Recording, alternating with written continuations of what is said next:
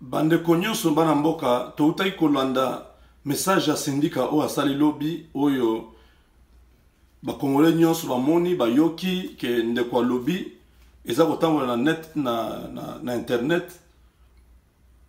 Vraiment ezali likambo malamu parce que je crois que syndicat esika ozali kolanda message tozotindela yo ya koloba ke il faut kolongwa na groupe wana ya ba mafiose ya ba Félix Chilombo, ba Katumbi, ba nani, ba groupe ba Olivier Kamitatu, ba toana bazali na intérêt mon côté na Congo, ba kogi ko aider Congolais ata mon côté. Bazana ba intérêt na bango personnel, na ba multinational bazana sima na bango. Message wana na moni ba toazo spéculer est-ce que vraiment est-ce qu'il faut kota kuna, est-ce qu'il faut kota na neloko na te.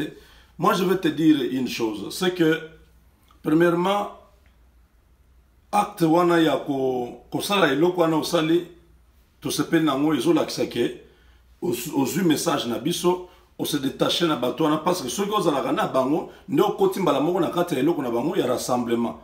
Mais deuxièmement eloko ozosala wana na discours na yo ntango na yoki oza kocontinue na logique wana ya élection.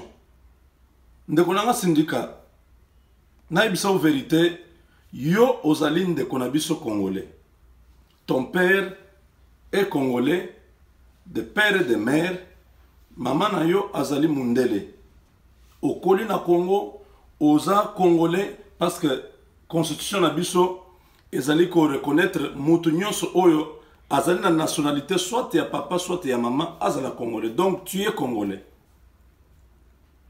Mais je wana ya kokende na ba mot politique, il y a que non respect à la constitution, élection na Congo et Kosimbate pour l'instant. Bon, mon émission est toza na simamon d'enseigne parce que c'est l'unique leader toza na esiko. Ba leader nyonso ya Congo baza corrompu et Kabila le sait. Voilà pourquoi il se sert de ces gens-là pour endormir la population. Azu ba leader religieux nyonso a corrompre bango ate bango na simanaye. Tu vois, aucun pasteur ne parle de ce qui se passe au Congo. Aucun pasteur ne condamne ce qui se passe au Congo clairement. Azuba leader nyonso politique a corrompre bango nyonso. Soit ba lekina kanaye, otuzono ba olengankoi ba Bruno Chibala ba da nene ba onani ba di bango nyonso wana ba lekikuna soit ba batika na kati ya opposition mais bango peuple nyonso baza déjà na kati ya Pocha Kabila parce que azozwa mbongo bakenda kinga kati azwina ba leader oya media o ba garçon nyonso ba sala nene journalisme na Congo bakenda bango nyonso kinga kati kozwa mbongo. Donc aujourd'hui le peuple est dépouillé de son élite et politique et intellectuelle batu nyonso na Congo na bazali corrompu. Donc l'opposition qui reste valable aujourd'hui et ça opposition est na exil ou bien aux alliés na diaspora. Tous ceux qui se sont exilés, soit des anciens gardes du corps, soit des anciens militaires il y a musée, soit des anciens militaires il y a Mobutu, soit des anciens donc batu nyonso ba kimi régime wana ya oppression wana balobi a soki na zakuna soit il faut na sala na bango soki na boy ko sala na bango bakobomanga ou bien bakotianga na prison. Bato wana nyonso bazali banda na biso nyonso tozu conscience a libanda ya kobundela mboka ya ko défendre mabele biso nde to constituer sikoyo classe politique ya sika o ezali kosala opposition contre régime à occupation wana image o ezali o yebi yango bien na côté yango supo oyo kango nani journaliste nani oyo député français wana député européen alors bien noir sur blanc que Kabila aza mutu batiaki wana après assassinat ya musée bango nde ba décidaki kotia ye place wana azali de nationalité rwandaise. Donc c'est quelqu'un qui a usurpé la nationalité congolaise à cause de la présidente ya mbokate. Donc deuxièmement il y a l'image au totelbino ya ambassadeur au ya Rwanda ou azali koloba ke le pasteur Bizimungu alakisaki bango carte ya Congo.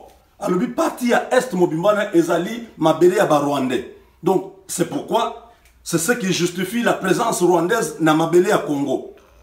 Boyoki yango donc agression ou bien occupation ya ba Congolais par les Rwandais est justifié dans la vidéo. Donc aujourd'hui, Ndekonanga Syndicat, si tu dois venir pour aider les Congolais, pour libérer le Congo, pour donner la paix au Congo, il n'y a que deux choses. Premièrement, il faut osala totalement, je dis bien, j'insiste, pour identifier que tu es l'un de nous. Il faut osala nabiso. Celui qui est contre, celui qui n'est pas avec nous est contre nous. Donc pour identifier que osana biso ba peuple, il faut osala deux choses. Premièrement, tu dois publiquement reconnaître que le Congo est sous occupation. Il y a Rwanda. Deuxième chose, il faut reconnaître que Kabila, c'est un étranger, c'est un Rwandais qui est à la tête du pays. Parce que c'est prouvé, donc toi tu ne peux pas continuer à faire le jeu de la politesse, le français, tu es en train de montrer comment tu as de la manière. Il n'y a pas le problème de la manière avec ce monsieur-là qui est en train de tuer. Toi-même tu reconnais que tu as vu des gens venir du Kasaï avec des témoignages incroyables. Mais qui est en train de faire ça? Les gens qui ont fui le Kasaï n'ont pas fui par leur propre volonté. Ils ont été forcés de quitter. Les Rwandais ont envahi, ont investi le Congo. Le Kasaï est investi par les Rwandais. Comme il y a ça point mort, pourquoi? Ceux qui ont besoin au une déclaration à Kamounan Sapou, c'est encore sur le net. Kamounan Sapou a dit comment envoyer des Rwandais chez moi pour m'assassiner. Mon frère, ne jouez pas ce jeu de cache-cache. Dis les choses clairement. Dis que le Rwanda est sur le sol congolais. Nous devons, nous, peuple congolais, nous devons nous tenir debout pour chasser l'occupation. Ton thème est très bon. Le mouvement que tu viens de créer a vraiment un très bon thème. Congolais debout. Debout pourquoi? C'est pour chasser l'occupation. Il faut condamner ça. Il faut dire que le Rwanda est sur le sol congolais. Nous devons combattre. C'est ça, mon frère. Ne parlez plus des élections. On ne peut pas faire des élections dans un pays occupé, mon frère. Ça, ce sont des jeux de cache-cache. Vous voyez, je vous ai dit dernièrement, le mouvement citoyen, c'est la fabrication des gens du rassemblement. Tout le monde qui va à l'île de Gorée. Tout le monde qui va c'est quoi? Qui va créer Front Citoyen. Front Citoyen, tomoni là-dedans, tomoni Filimbi, tomoni Balucha, tomoni Banaoya Lucha, ce sont des petits enfants qui travaillent pour Kabila. On soit en prison. Parce que voilà, nous vous libérons, mais on change de technique. Vous allez travailler pour nous. Comme ça la mascarade, nous connaissons les 7. Bon, on qui banawana. Ndenge nani rassemblement à boya qui copie sa mot d'ordre. Yango banawana balandi parce que bango nyonso baza liboke moko. Que ce soit Filimbi, Lucha, batu nyonso na batu baye boye bisa biso te ke bazo combattre baza sur terrain. Il n'y a pas quelqu'un qui combat sur terrain. Il faut accepter quand tu es sur terrain, ba menace ya ki ba ko bomayo ou bien ok na exil ou bien on continue en prison. Ba koti kayo liberté. Ça c'est ça là le principe. Bon bazo ça l'opposition solo Frank Diongo baza na prison. Mouyambuna na Jomi Ndonga baza na prison. Donc ba groupe nyonso na bazo travailler pour na Kabila. Aujourd'hui nous avons bien compris cette noir sur blanc. Donc aujourd'hui mon frère Syndicat, c'est le message que tu t'envoies parce que je ne connais pas ton numéro, je n'ai pas moyen de t'atteindre. Moi je parle avec toi directement. Les gens qui vont voir cette vidéo, faites part à Syndicat pour dire il y a un compatriote qui est aux États-Unis qui t'a parlé. Tu dois laisser ce discours-là des élections. Il n'y a pas des élections au Congo. Il n'y a pas de constitution au Congo. La constitution c'est déjà arrêté le 19 décembre. On a violé cette constitution parce que les dispositions qui sont dedans ont été déjà violées. Donc, aujourd'hui, le pouvoir qui est là, c'est un pouvoir d'occupation, un pouvoir illégal, illégitime. Il faut qu'on chasse Batouana. Quand on les chasse tous, on peut faire maintenant une transition qui va nous amener vers les élections crédibles et transparentes. Donc, mon moni, oyo ne moi dans ce miazo sala, yango ba congolais bandimi et a démontré qu'il est capable de pouvoir libérer ce pays-là. malheur à tous ceux qui sont encore en train de suivre le langage des gens de rassemblement qui disent non, Nemo Nassemi fait le jeu de Kabila. Bandeko. Ba image et lobby en momoko. Bon, mon n'est pas adepte, n'est pas avancer. Et ça qui police, regardez bien dans l'image. Ce n'est pas la police qui tire. C'est la garde républicaine qui tirait à bout portant. C'est pour tirer le coloté. Il tirait et ces gens-là continuent à avancer. Fin de fin, la garde républicaine a fouillé. Vous ne pouvez pas avoir un langage il y a koseka ba congolais ote moi na semi abomisi bato. Bato moi na semi bazalaki na eloko ni na maboko. Ils étaient mains nues, ils étaient en train d'avancer. C'est l'armée, la police qui a commencé à tirer sur eux. Qui a tué? Mais tu sais que dia sali ça va marche combien?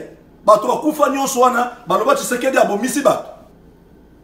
Pas plus tard que le 19 septembre 2016. Bato bakufa kite. Toyokana no langage wana te ke o abomisa ki bato. Pourquoi boza monter ma beboy? Bomoni que moi Nassemi a confirmé que ce qu'il avait dit, il va frapper, il a frappé. Pourquoi le gouvernement ne vous dit pas le nombre de militaires et de policiers qui sont morts? Moutouana Alakisi, qu'il est capable. Et c'est là qui teste. Oh, et ça le miona. Échec et outi wapi. Et outi na batu ya rassemblement, batu ya o bazo lia soupu ya Kabila. O bakena kingakati kozwa mbongo. Bango mutu ba faire échouer opération na Kinshasa. Parce qu'on avait besoin que la population s'accapare, la population s'accapare de la ville, s'approprie cette révolution. Et cette révolution, il y a un mois d'ancienneté, c'est pour les Congolais. Mais les Congolais ont eu un message. Sangweke Kinshasa, bato ba yebike, c'est réellement un mois d'ancienneté à handicap. To bengi bande ko na biso nyonso ya Équateur. Bo bazana bangando, bazana bankoi, bazana nzoi.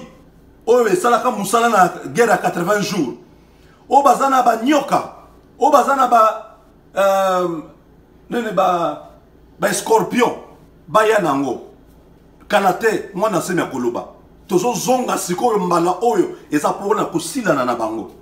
To bengi bande ko na biso ya Kamwinansa, parce que nous allons maintenant faire une jonction. Bande ko Kamwinansa. Bande ko na biso nyonso bakwa kasanzu, bakolo foudre, donc on kuba.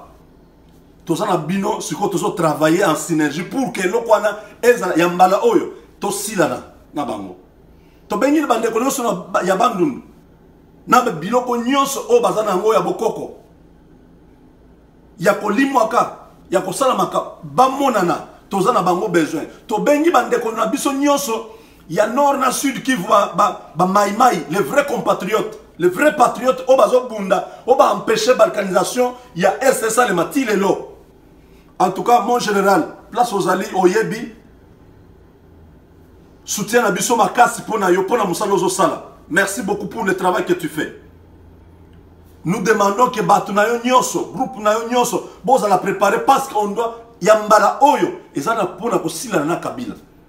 Tozo benga bande ko na biso ya nini ya wagenya kuna na Kisangani, ya balokele, ya babua, ya balogo, ya bazande. To bengi bino nyonso na biloko bozana ngo, boza la préparer. To bengi bande ko na biso ya Katanga, ya bakarund, ya bakachoko, ba nyonso baza kuna, ya balvokat, boza la préparer. Bandeko, to bengi bandeko na biso nyonso ya ba Congo. Donc tout le monde, tous les Congolais sikoyo ba tribu nyonso. Et nous, comme nous sommes tous na dynamique ya ko libérer Congo, to ko sala ke opération na kosala Kinshasa pour que Kinshasa ezala complètement libérée. Voilà, message aux Aki à syndicat ndeko pour terminer na zo ebisayo to lingi yo mingi to ebike ozana force moko munene na simana yo. Makamu nyonso wana armée angolaise tout ça to yebi yango, mais une chose kotana na mitema ya ba Congolais. Longola makambu wana ya élection, le Congo donc aux Congolais, le Rwanda aux Rwandais. La patrie ou la mort, nous vaincrons.